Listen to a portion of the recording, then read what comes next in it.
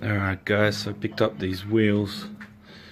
I got 4 of them for $200 and I've already started cleaning them up with just a drill and the wire brush.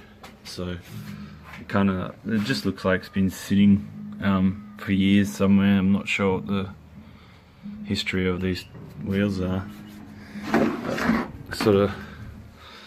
I sanded them back a little bit on this side as well, just like really corroded, so I'm gonna just mask it up and touch up the black paint a little bit. But yeah, the tyres are absolute junk, so I'm gonna have to get new tyres for them. But these are 13-inch, kind of like snowflake mags with a little bit of offset, so I think they'll look really good. Okay, so basically that's what it looks like painted. Just using my favorite silver gel. This stuff is like, I use it for everything. It's like $10 a can. It's the cheapest primer and it just has a nice finish to it as well, so highly recommend this stuff. And it's made in Australia. See? Alright, now I'll do the other side. I've got it all masked up. I use electrical tape to basically go around that corner, and just a paper tape to tape up the rim a little bit. I'm not really worried about overspray here because I'm just going to polish that up anyway. So yeah, so it ends up looking something like this. So all you got to do now is wait for the paint to dry and take the masking tape off, and then I'm going to polish the rim, the outer rim. Well, that's 2 wheels done. I just got to do the other 2 now.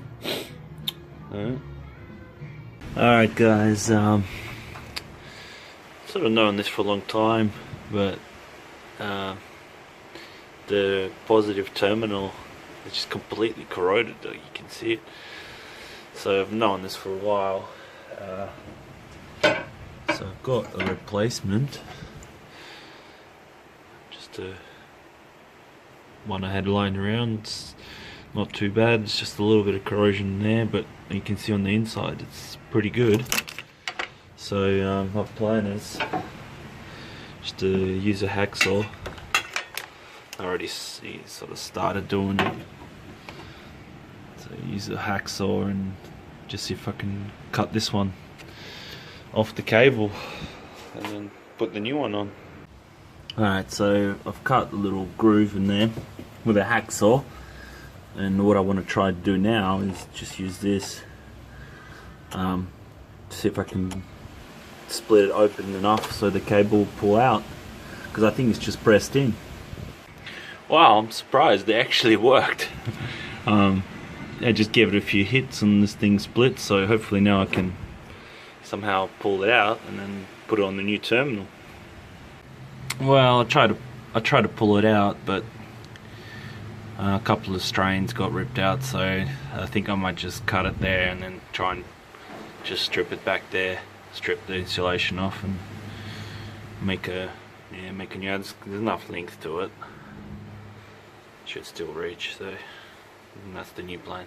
Right, so this is like an accessory wire. So one wire off the positive terminal goes to the starter motor, and this smaller wire is what like runs all your accessories, like radio and lighting, dash lighting, stuff like that. So I just noticed that it's, you can't really see it. Yes, the whole wire is corroded inside, so I don't think this is gonna last much longer. So what I want to do is just cut this post off and basically upgrade the wiring to this sort of heavy duty house wire I've got lying around.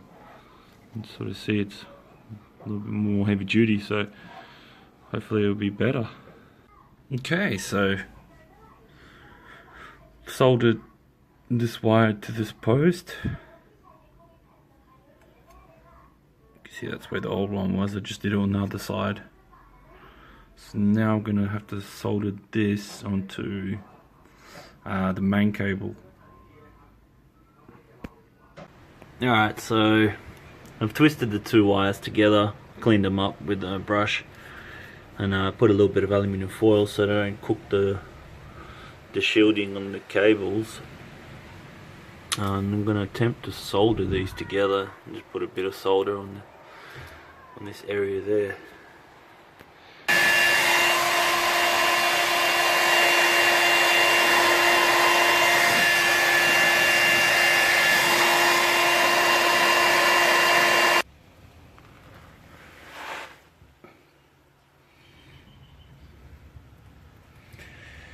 Exhaust is on.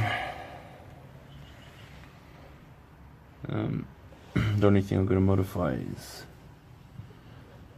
I'm going to just grind this hanger off and just angle it a little bit more towards